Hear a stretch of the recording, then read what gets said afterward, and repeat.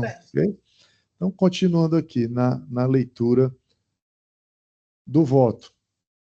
Então, veio entendendo aqui, a própria advogada na sustentação falou, né, que a continuidade da instrução está marcada para setembro, daqui a 3 meses, né? O que não nos parece um tempo desarrazoado. É certo, a prisão conta mais de 1 ano, ok, mas os prazos não podem ser analisados de forma absoluta, né? Desconectados do contexto no qual se encontram. Então, é diferente de uma situação na qual se está há mais de ano esperando a instrução começar. Não se está falando disso aqui, não.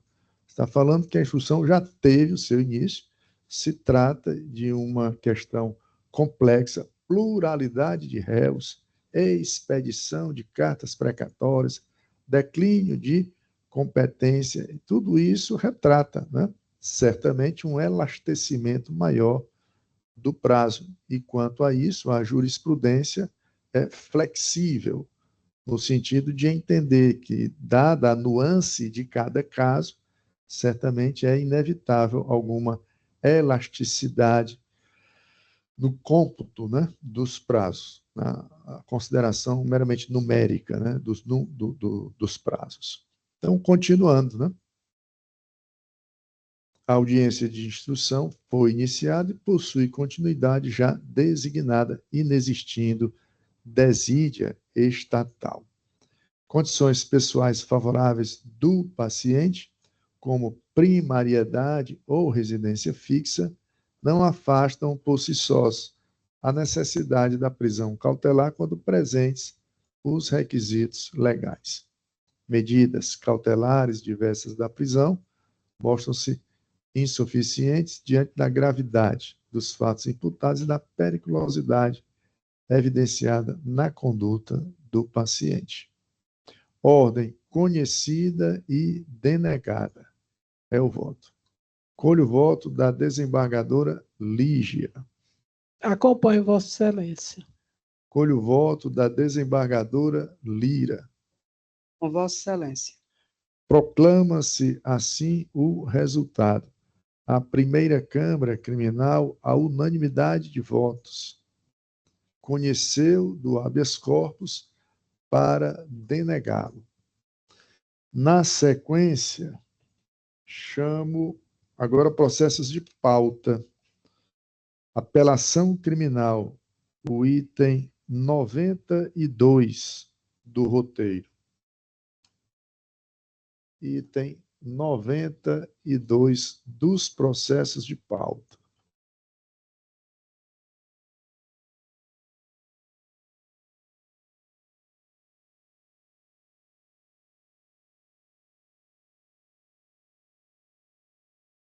Apelação criminal de número 501/62, dígito 73, ponto 2020.8.06.0157. Apelante JBSTF. Apelado o Ministério Público. Relatoria da desembargadora Silvia Soares de Sanóbrega. Inscrito para sustentar oralmente, Sua Excelência, o doutor advogado Oséias de Souza Rodrigues Filho, a quem concedo a palavra pelo tempo regimental. Novamente, renovo os meus cumprimentos ao excelentíssimo senhor desembargador, presidente da Primeira Câmara Criminal, e da mesma forma estendo os cumprimentos aos presentes a essa sessão, desembargadores, desembargadoras, procurador de justiça e advogados e advogadas presentes. Excelência, consultando aqui a movimentação, trâmite processual, eu percebi que já havia uma atualização antes mesmo da minha sustentação oral de que o recurso ele seria conhecido e desprovido. É essa atualização que já existe na movimentação processual no ESAG quanto ao conhecimento e não provimento do recurso de apelação, mas me cabe aqui sustentar oralmente, porque o julgamento ele só finaliza de fato com o anúncio do julgamento a partir da sustentação oral e também dos votos que podem ser ou não confirmados por vossas excelências, inclusive com a solicitação de vistas por vossa excelência para fazer uma análise mais apurada sobre os argumentos defensivos elencados na peça recursal.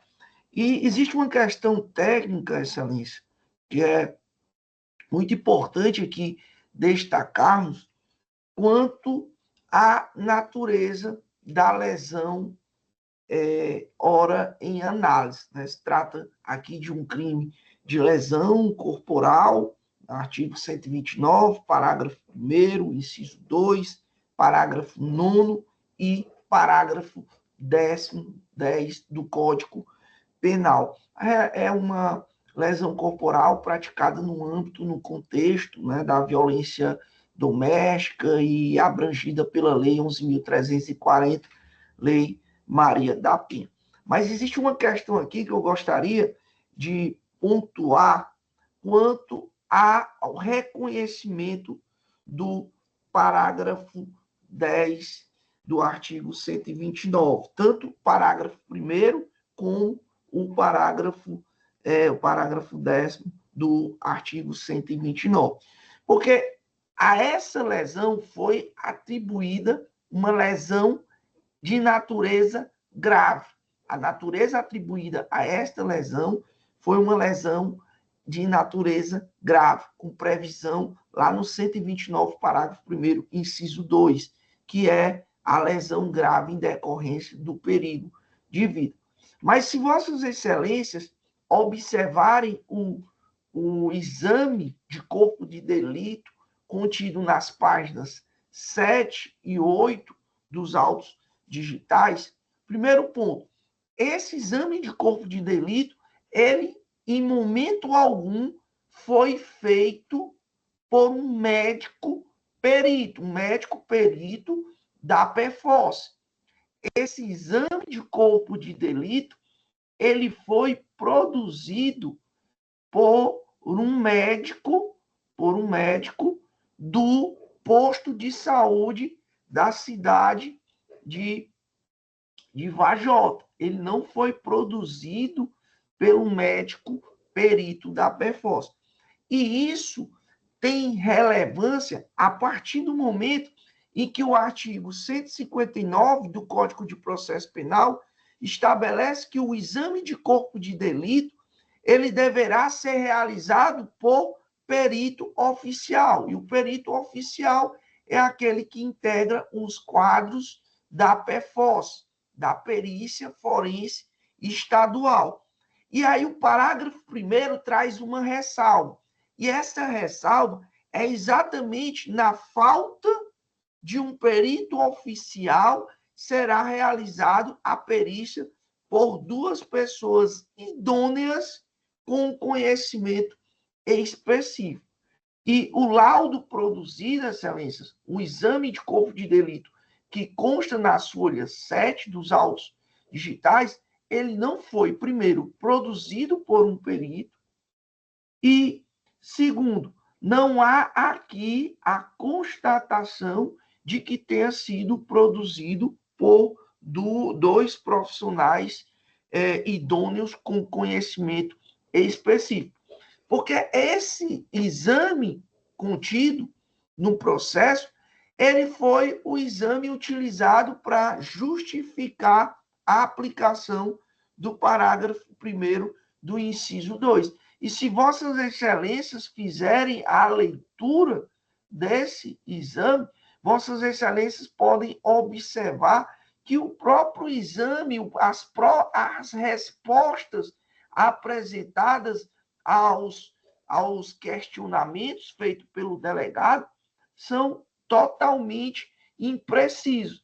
Por exemplo, a integridade corporal ou saúde do paciente? Sim. Qual instrumento ou meio que produziu a ofensa? Não é possível afirmar. Foi produzido por meio veneno, fogo explosivo, asfixia ou tortura, ou por outro meio insidioso ou cruel? A resposta, provavelmente sim. Ou é sim ou é não. Como é que um exame desse vai trazer como resposta a um questionamento feito pelo delegado de que se o exame foi produzido por meio de veneno, fogo explosivo, asfixia ou tortura, e a resposta vem provavelmente sim.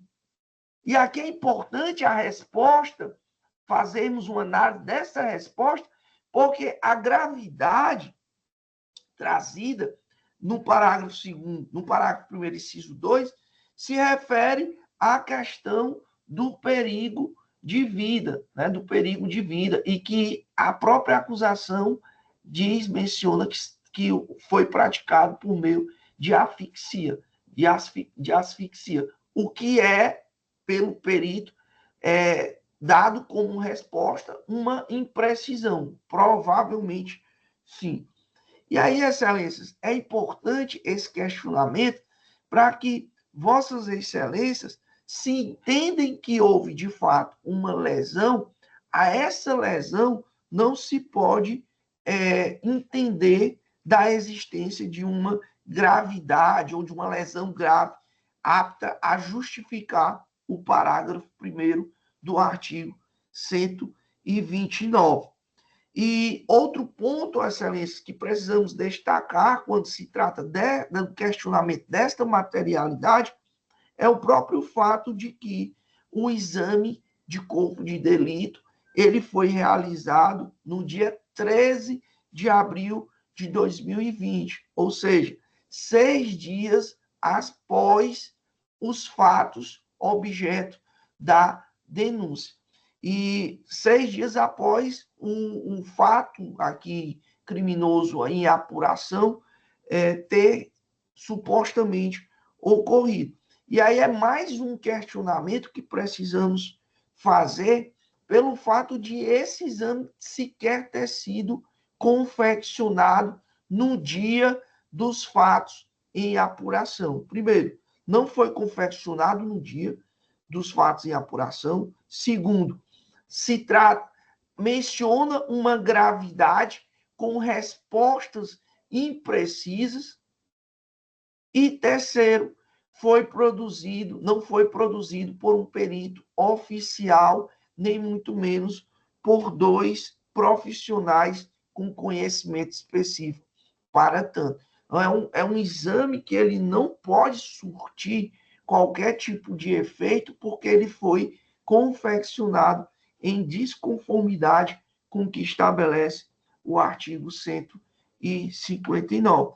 E é desta forma, excelência, que nos manifestamos no sentido de conhecimento da apelação e o provimento, né? Pelo menos para se desclassificar esse crime para lesão leve. Né? E aí eu peço a vossas excelências que, pelo fato, né, de já ter havido ali na tramitação do processo a informação de que o recurso não vai ser provido, eu peço a vossas excelências que, se for o caso, peçam vista dos autos para uma análise mais aprofundada e apurada sobre esses questionamentos técnicos aqui que estamos fazendo acerca da gravidade da lesão. É como se manifesta, excelência. Pois não, doutor Oséias. Com a palavra, o Ministério Público.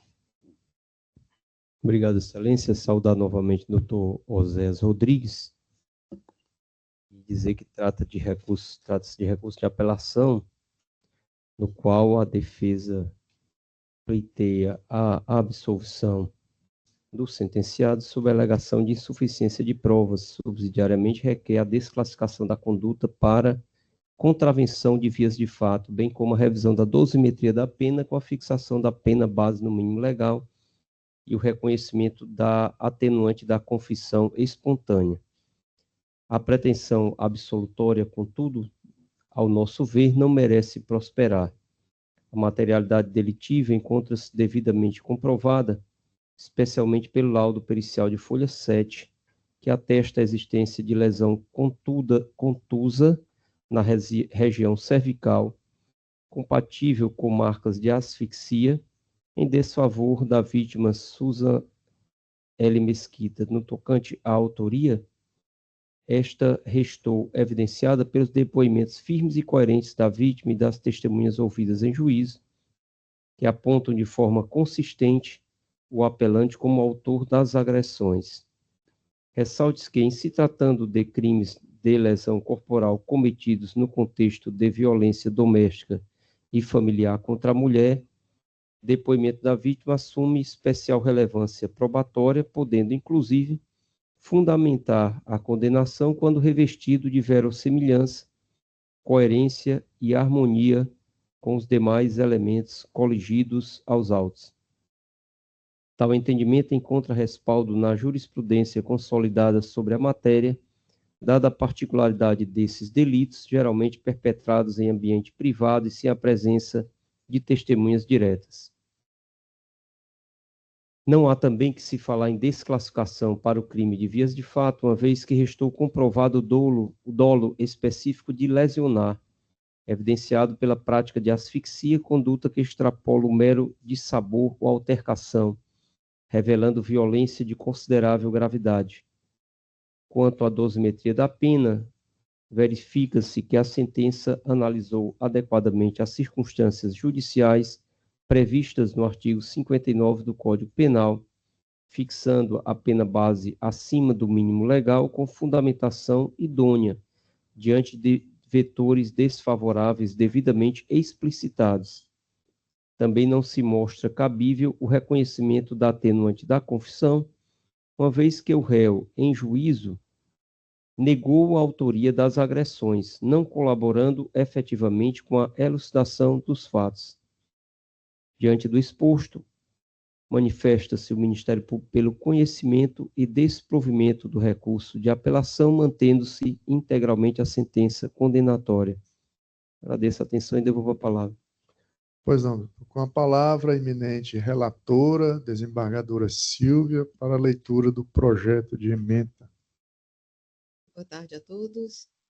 Renovo meus cumprimentos, doutor Zés. Primeiramente, eu gostaria de informar que aqui na minha primeira tela, quando eu abro o espelho, o primeiro espelho que aparece para mim, aparece processo digital, decisão aguardando julgamento. E há uma outra tela em que aparece como julgado. Então, está havendo alguma inconsistência aqui no sistema.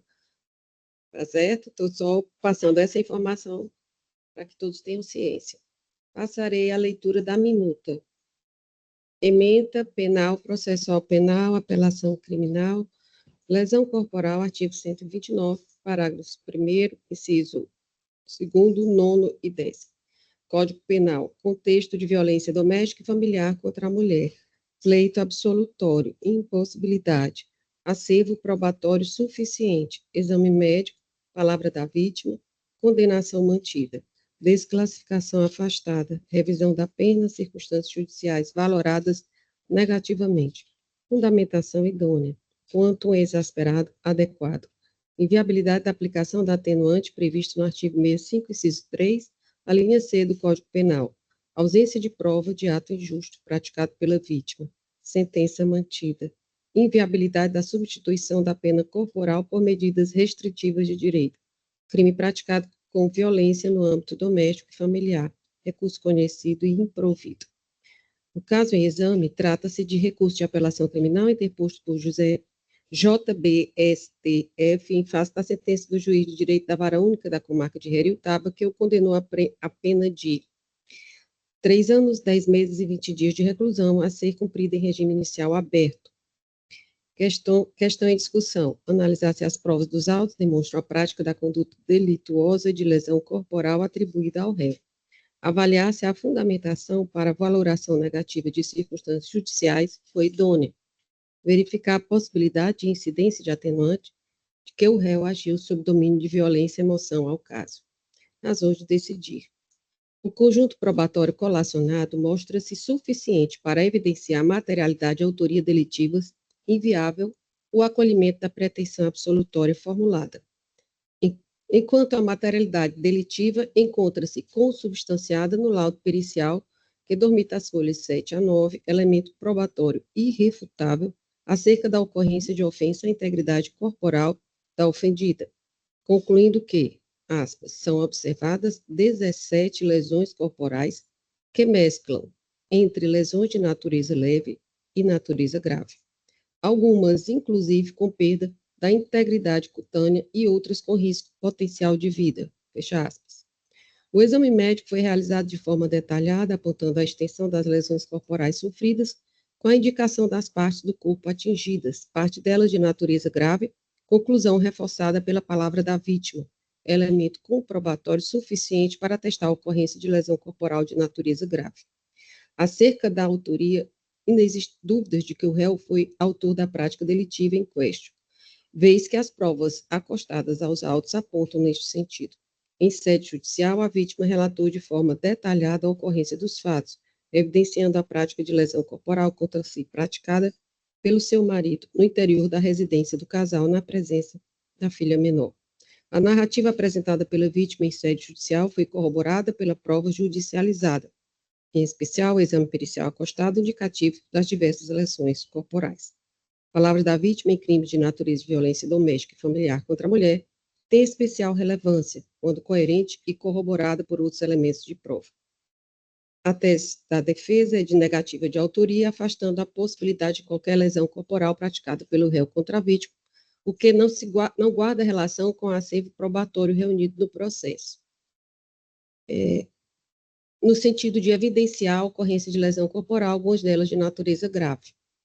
Afasta-se também a possibilidade de adequar a narrativa da acusação com a prática da contravenção penal de vias de fato, pois foi devidamente comprovada a existência do ânibus latente da ação criminosa do réu, de modo que, constatada a intenção de lesionar a sua então companheira no âmbito doméstico, não se pode considerar que houve apenas vias de fato, tratando-se de conduta que se compatibiliza ao crime de lesão corporal qualificada. Revisão da pena. O meritíssimo juiz atuou com o devido acerto ao valorar negativamente as vetoriais de culpabilidade do agente, circunstâncias e consequências do crime, exasperando a pena base enquanto adequada, afastada a atenuante prevista no artigo 65, inciso 3, a linha C do Código Penal, elevando-se a sanção com a incidência da agravante incerta no artigo 61, inciso 2, a linha F do Código Penal.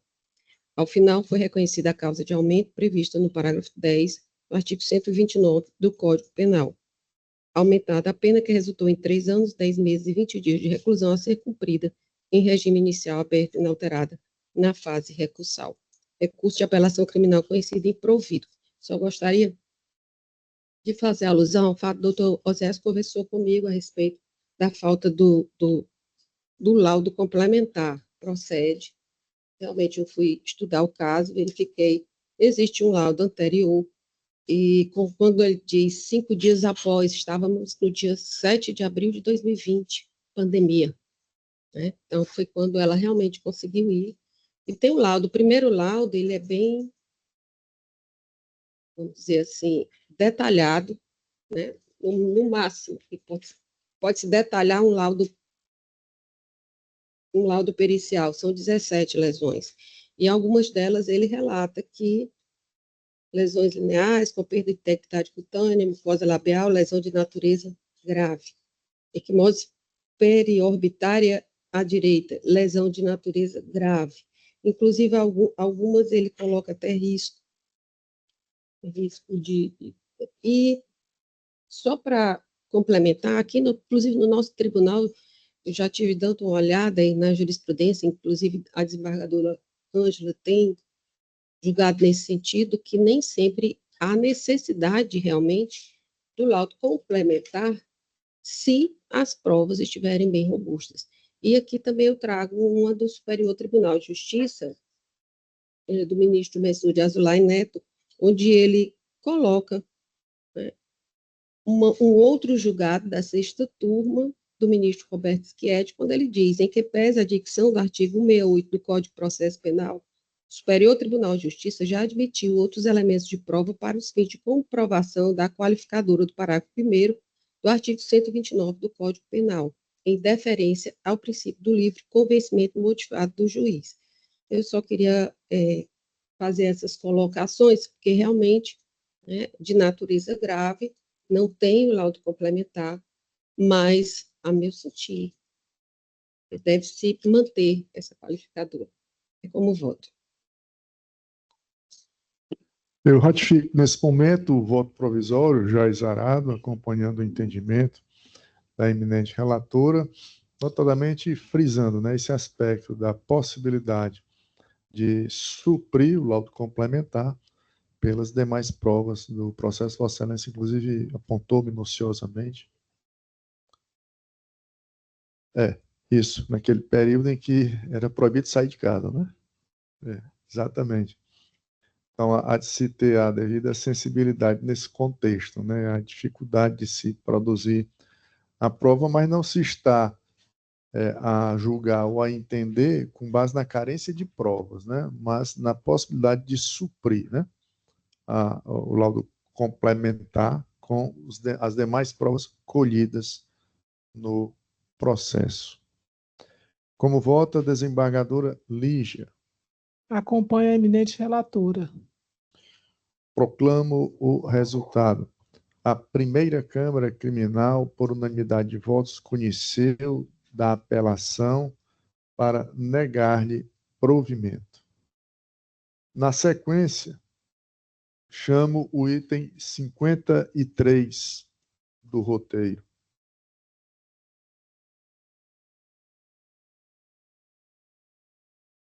Apelação 243, dígito 12.2018.8.06.0214. Apelante Antônia Arlete de Lima. E também Ângelo Alcântara Araújo de Oliveira. Apelado Ministério Público, sob relatoria da eminente desembargadora Lira Ramos de Oliveira. Inscrito para fazer sustentação oral, aliás, 2 advogados, né? Primeiramente, o doutor José Sérgio Dantas Lopes, na defesa da apelante Antônia Arlete de Lima, e o doutor Francisco Ione Pereira Lima, na defesa do apelante D'Angelo Alcântara Araújo de Oliveira.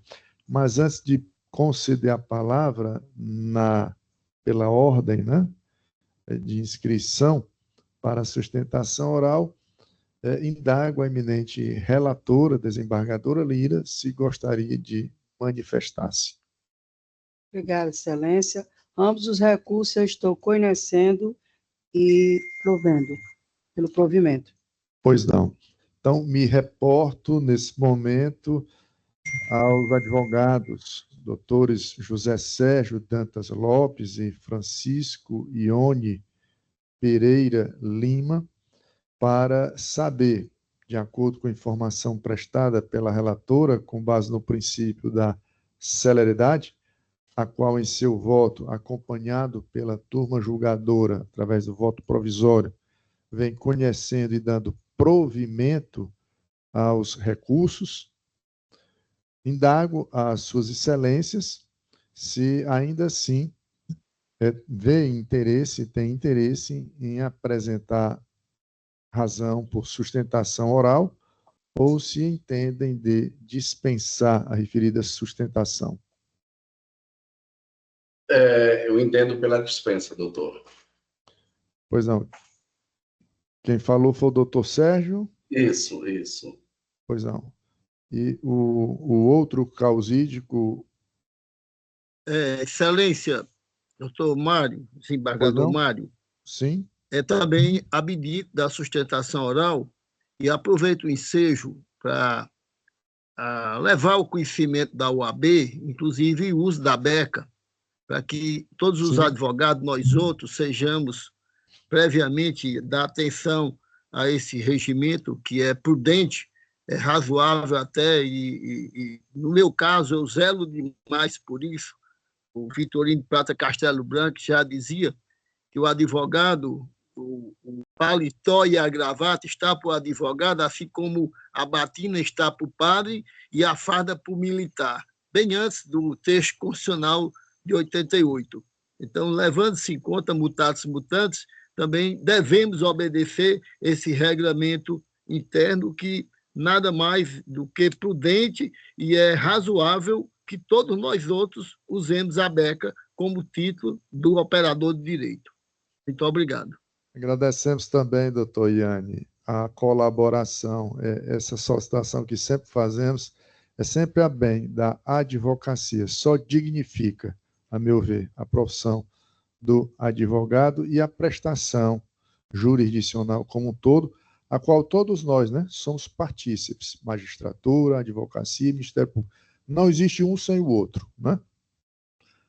Muito Verdade. bem. Com a palavra, a relatora, desembargadora Lira, para a leitura do projeto de ementa. Obrigada, Excelência.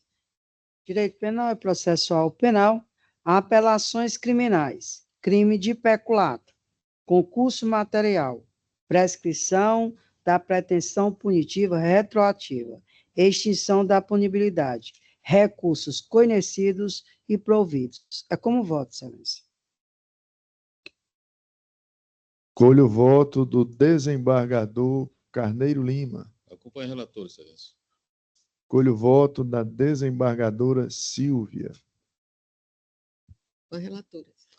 Proclama-se o resultado. A primeira Câmara Criminal, por unanimidade de votos, conheceu dos apelos para dar-lhes provimento, nos termos do voto da relatora.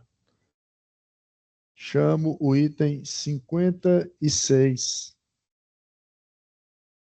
o qual traz a apelação criminal 9315, dígito 38.2018.8.06.0112. Apelante apelado, Raimundo Maciel Lopes Neto. Apelante apelado, o Ministério Público. Assistência, Mário Fernandes Bezerra Júnior, Edênia Maria Alves Bezerra. Sob relatoria também da desembargadora Lira e revisão do desembargador Carneiro Lima.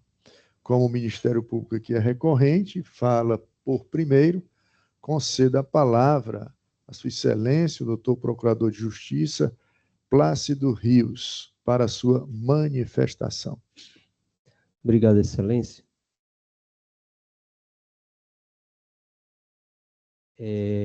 Saudar os nobres advogados da presente causa e rapidamente dizer que trata-se de recursos de apelação interpostos por Raimundo Maciel Lopes Neto e pelo Ministério Público contra a sentença proferida pelo Conselho de Sentença do Tribunal do Júri, que condenou o apelante a pena de 15 anos e 2 meses de reclusão, a ser cumprida em regime inicialmente fechado pela prática do crime de homicídio qualificado.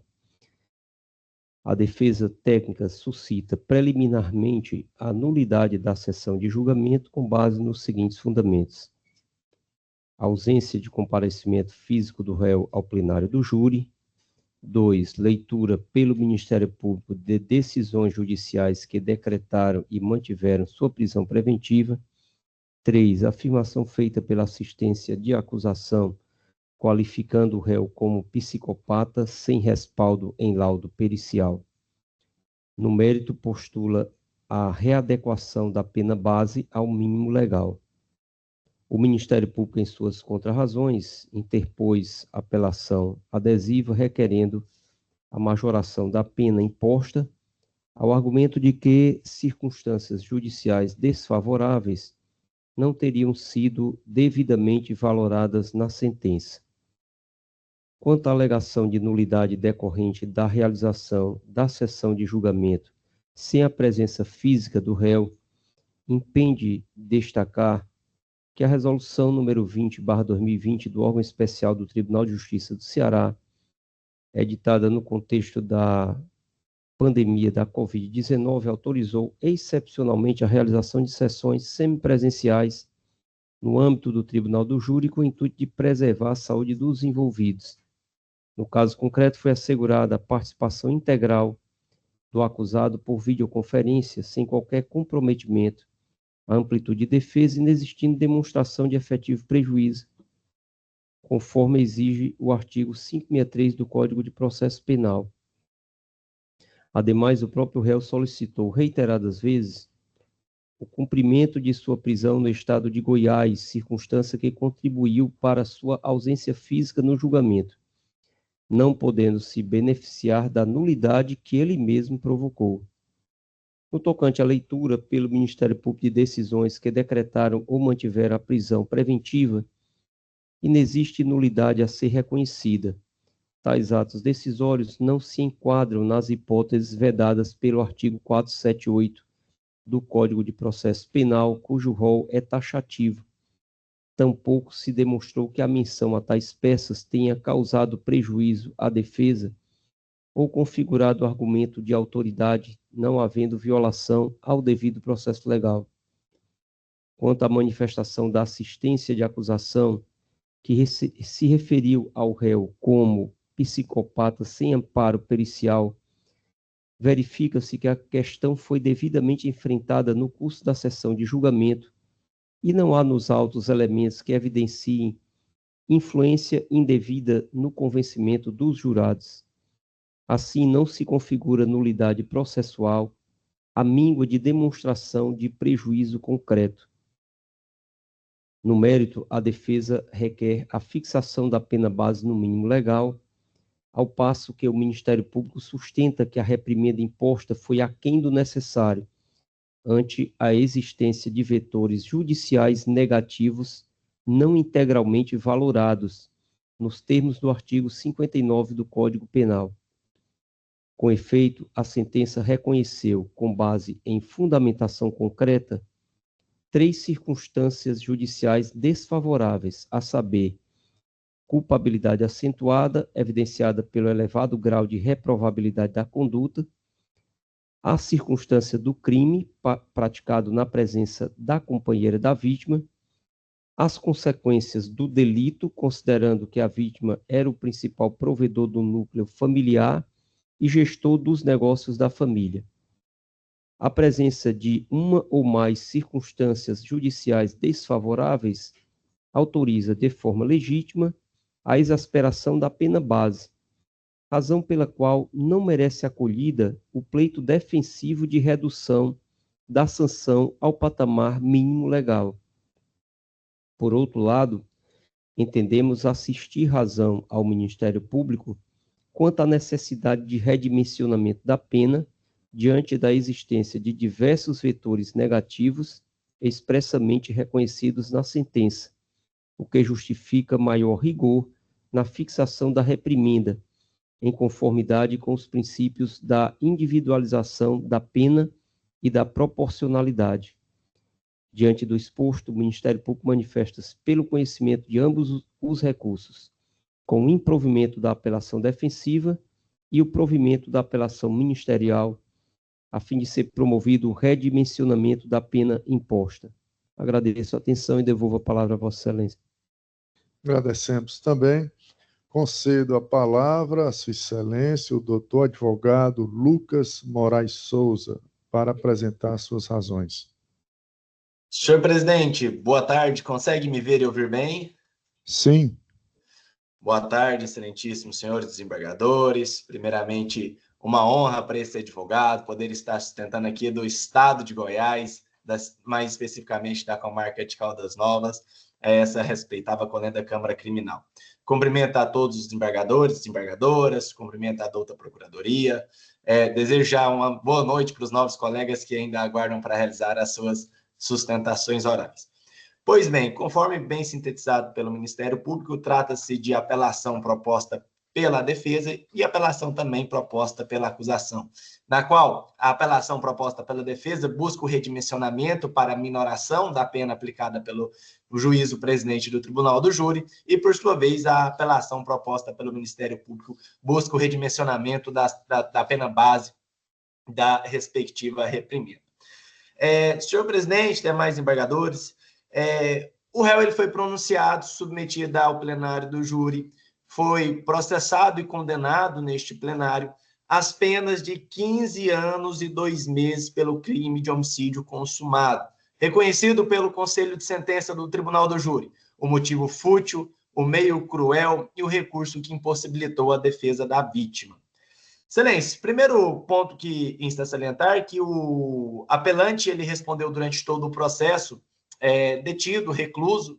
Inicialmente ele estava na comarca de Caldas Novas, posteriormente a condenação ele foi recambiado para a comarca de Juazeiro, onde cumpriu parte da sua reprimenda e foi colocado em liberdade há 15 dias, estando no regime de semi-liberdade.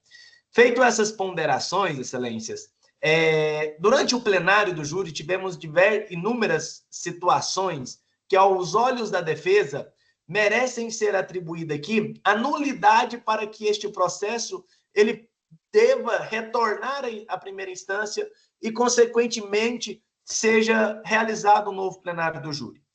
Primeiro ponto a ser salientado de que, muito embora o Ministério Público sustente a ausência da nulidade em razão do apelante ele ter participado do plenário do júri por videoconferência, a defesa entende de que a videoconferência do Código de Processo Penal ela é um mecanismo de última ratio, ela é um mecanismo excepcional. O direito de presença no plenário do júri, e aí falamos de presença física, ele pode ter uma relevância muito grande aos olhos daquele que está julgando, que estamos falando que são juízes leigos, são pessoas, são cidadãos que são retirados, pensados da sociedade para realizar aquele julgamento. E quando enxerga aquele indivíduo numa telinha do computador, atrás de uma grade, aquela tela daquele computador, aquela grade de plano de fundo, excelências, sobremaneira fere o princípio da presunção da inocência e já traz uma presunção de culpabilidade para os jurados. E aí entendemos que era período de Covid, mas não foi a fundamentação utilizada pelo magistrado para que ele não fosse recambiado. Assiste razão quando o Ministério Público fala que a defesa pediu para que Raimundo, que o apelante, ele pudesse cumprir a pena dele em Caldas Novas, porque a família dele estava residindo aqui à época.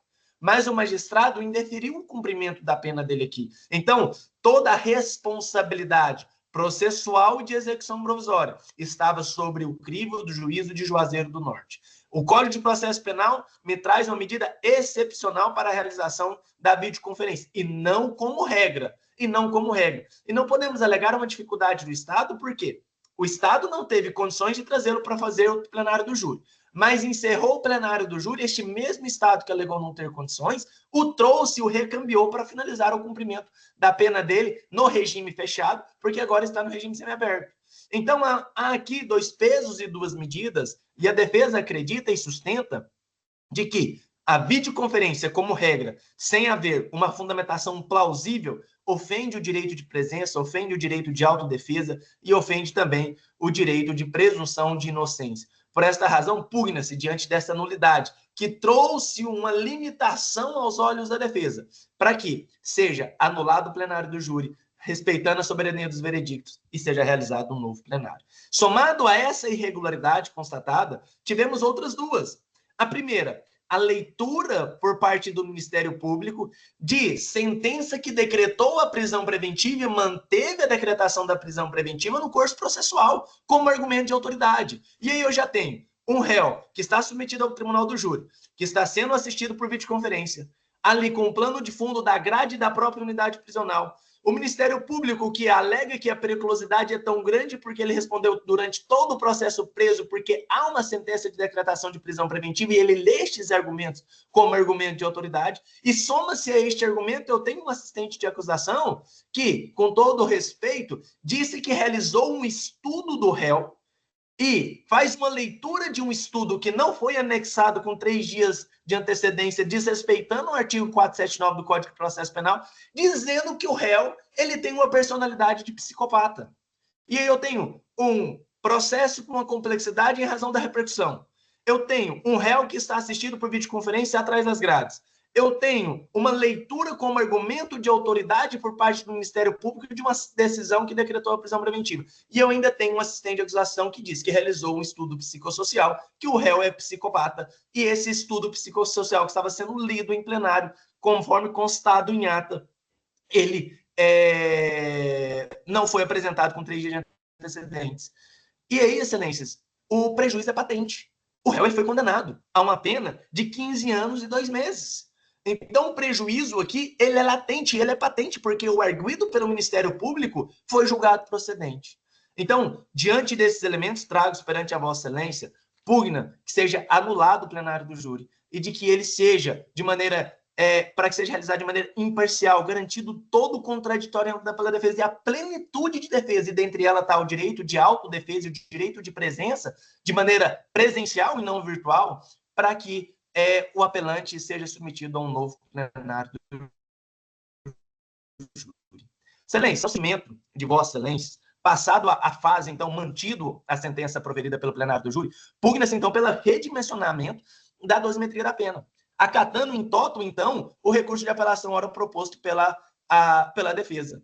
Aqui foi julgado na primeira fase do artigo 59 a culpabilidade de maneira negativa para exasperar a pena base, Excelência, dizendo de que, em razão da gravidade, porque o réu atingiu, durante a luta, o seu rival por inúmeras vezes.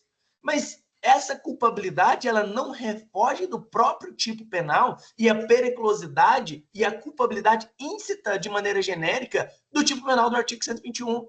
Razão pela qual não merece, então, uma reprobabilidade assoberbada a fim de agravar a pena base. De um outro lado, trouxe como consequência que, em razão da morte, houve um abalo a toda a família da hora vítima. E, excelências, é um crime grave, é um crime repugnante, é um crime que protege a vida do ser humano. E a perca de uma vida, ela traz, por óbvio, essa consequência à família, mas é uma consequência já prevista ao próprio tipo penal.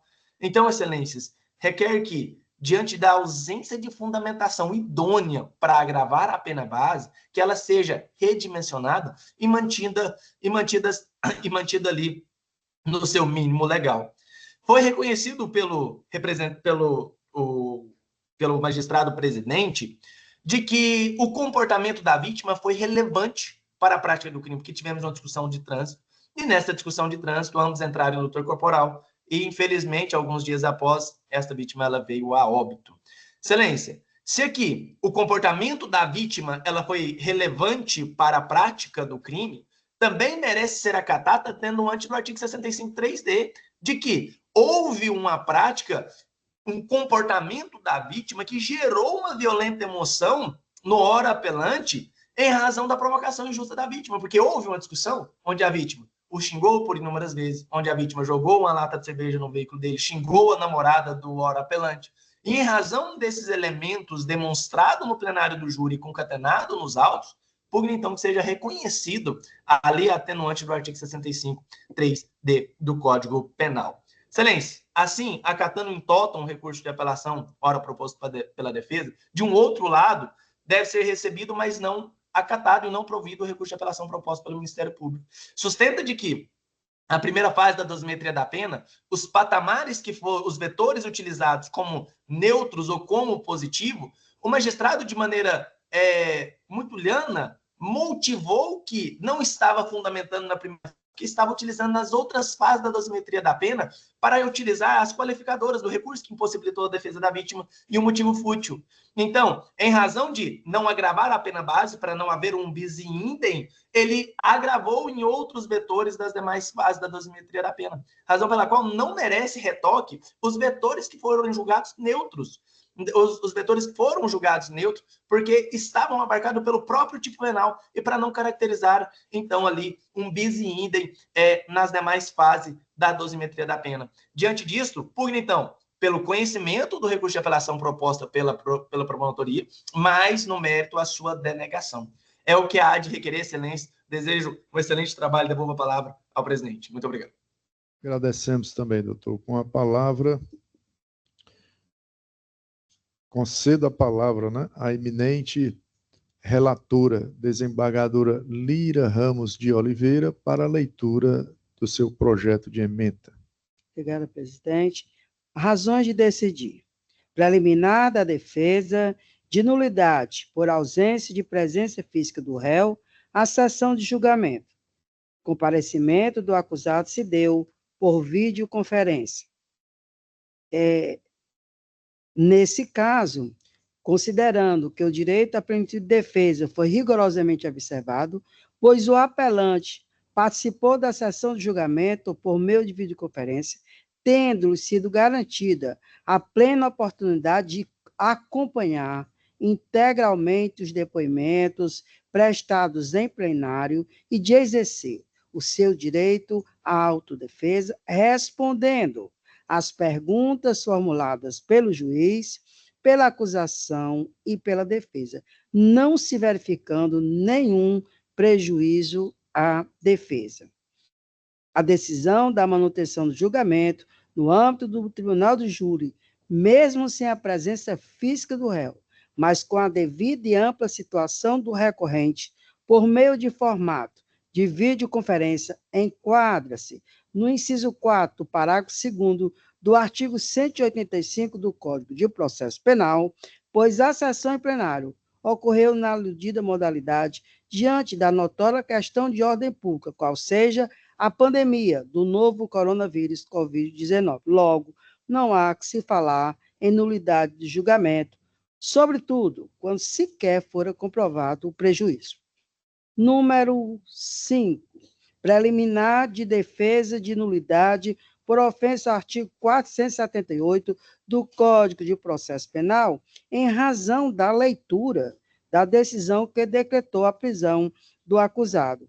E aqui tem um entendimento do STJ que o rol previsto no artigo 471, inciso 1 do Código de Processo Penal, é taxativo em relação às peças que não poderão ser lidas em plenário, não se admitindo interpretações ampliativas.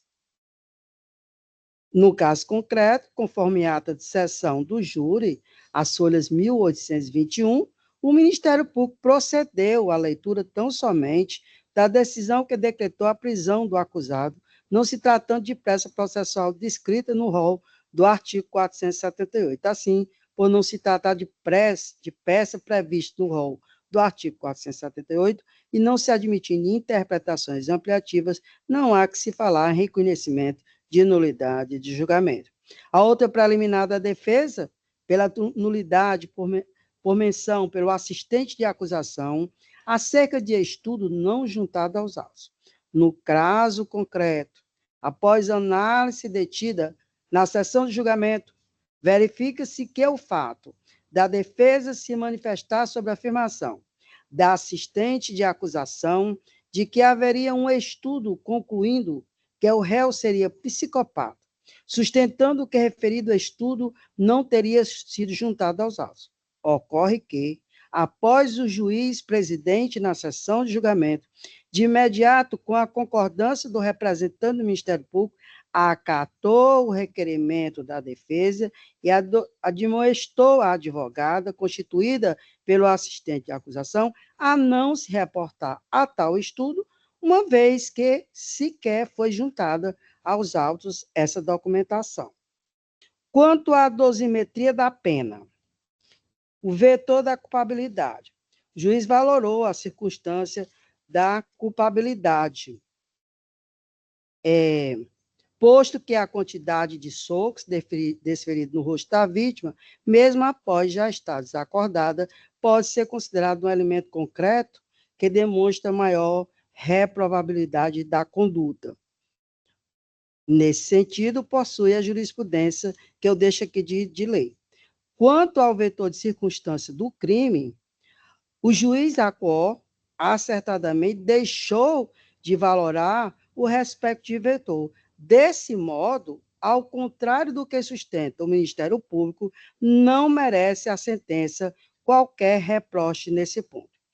Outra manifestação do Ministério Público, do vetor das consequências do crime, no caso concreto, o juiz de origem apontou como fundamento para manter a mensuração negativa de moduladora hora examinada o impacto da perda dos familiares.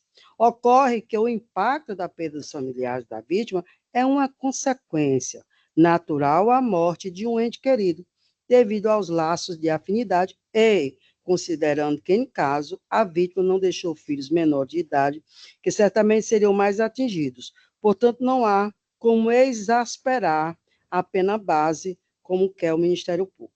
Outro vetor do comportamento da vítima também não se verifica que ela tenha contribuído para tal narrativa. Da fração basilar.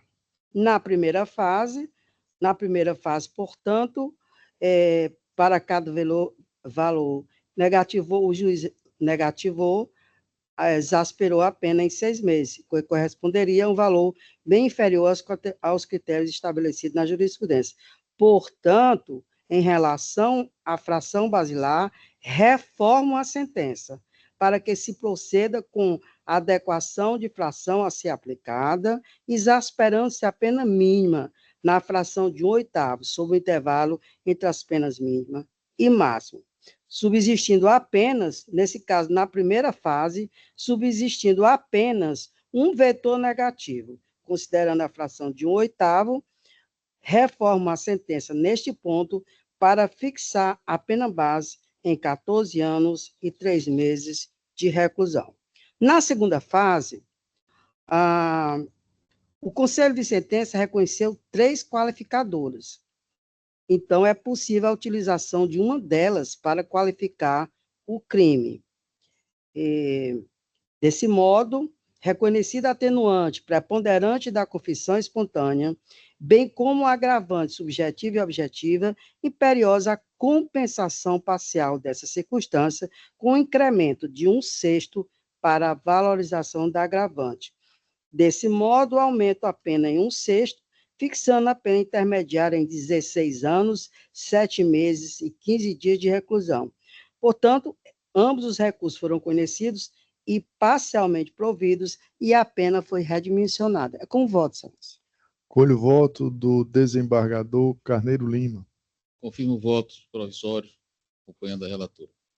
Colho o voto da desembargadora Silvia. Também acompanho o voto. Proclamo o resultado. A primeira Câmara Criminal, por unanimidade de votos, conheceu dos apelos para julgá-los parcialmente providos, nos termos do voto da relatora. Obrigado, senhor presidente. Boa tarde, excelente sessão a todos. Também, até uma outra vez. Eu proponho ao colegiado, dado já o avançado da hora, estamos a 4 horas de trabalhos ininterruptos, julgarmos mais um processo, e aí ficarão faltando mais 5, e adiamos para a próxima sessão. Estão de acordo? Pode ser? Então, doutora Larissa, por gentileza, providencie as devidas comunicações, e os advogados já ficam intimados do adiamento para a próxima sessão. Então, eu chamo o próximo e último processo, o de número 99 do roteiro, item 99.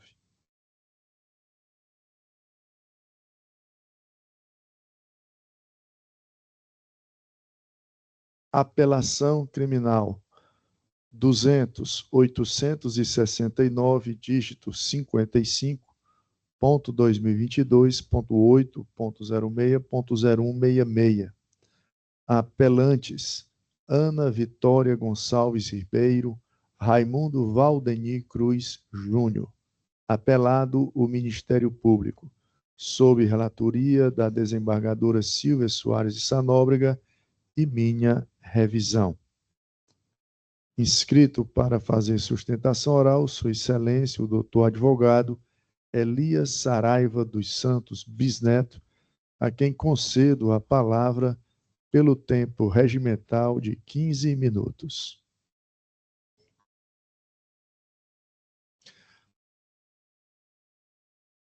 Perdão, eu chamei, foi 98, né? É o 99, é o seguinte, retificando. Apelação criminal 201.956, dígito 23, ponto 2024.8.06.0151. Apelante R.M. Duene, apelado o Ministério Público, relatoria também, né, da desembargadora Silvia, minha revisão, inscrito para fazer sustentação oral, Sua Excelência, o doutor advogado Pablo Ricardo Silva de Araújo, a quem concedo a palavra. Aliás, antes disso, né, indagado da eminente relatora se gostaria de fazer alguma manifestação. Eu gostaria de informar que a procedência foi provido o recurso da defesa. Me reporto ao doutor Pablo, encontra-se presente? Sim, Excelência, estou aqui. Pois não. A exemplo do que aconteceu com alguns processos nesta sessão, inclusive, nós costumamos indagar ao causídico com fundamento no princípio da celeridade processual, se uma vez sabendo que a relatoria deu provimento ao recurso, tratando-se do caso de votação unânime pela turma julgadora, pelo referido provimento, se ainda assim o advogado entende de apresentar razões em sustentação oral ou se, nesse caso, dispensa-as, contentando-se com a leitura da proposta de ementa. Eu dispenso sim, Excelência. Dispenso sim a sustentação, requer apenas a leitura da proposta de emenda. Pois não. Sendo assim, com a palavra, a desembargadora Silvia para a leitura do projeto de ementa. Boa noite a todos. Vou ler somente a parte da verbetação, desembargador Maria, só o final, até para justificar, porque é um caso que é extremamente diferente dos demais, no sentido de não ver a comprovação suficiente do caso em si, uma vez que o tipo penal, normalmente, ele, pelo menos aqui na nossa Câmara, né, ele às vezes vem comprovado. Nesse caso, eu verifiquei algumas lacunas e, portanto, entendi pelo provimento. Penal, processual penal, apelação criminal, estupro de vulnerável, pleito absolutório por ausência de provas, dúvida quanto à ocorrência do delito, dolo não comprovado, ausência de provas para condenar o réu, materialidade e autoria não comprovadas, incidência do princípio indúbio pro réu, recurso conhecido e provido. Não obstante os argumentos suscitados pela acusação, entende-se que os indícios de autoria e de materialidade apresentados na denúncia não foram confirmados em sede judicial sob o crivo do contraditório da ampla defesa, motivo que conduz à dúvida quanto à prática de crime contra a dignidade sexual da criança, de modo que não há suporte probatório suficiente para refutar a negativa do réu. Aqui não está a sobrevalorizar a tese defensiva e desqualificar a palavra da vítima. No entanto, a versão defensiva se encontra amparada em provas que criam uma situação de dúvida quanto à própria ocorrência do fato típico imputado. É imprescindível que haja um conjunto de fatos e provas que, nos termos da lei penal, sejam eficazes a comprovar a prática delituosa, a fim de que não arrisque condenar o inocente por ato não cometido em observância ao consagrado princípio indúbio pro réu. Recurso de apelação criminal conhecido e provido.